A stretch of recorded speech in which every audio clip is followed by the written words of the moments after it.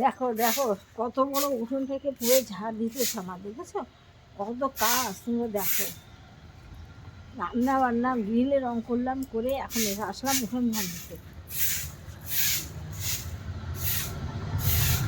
দেখো কাজ করে করে ঠিক করি না সারাদিন, সারাদিন এত কাজ কাজ মানে চোখে সর্ষে ফুল দেখতে থাকি। রান্না বান্না করতে কত সময় লাগে বলো।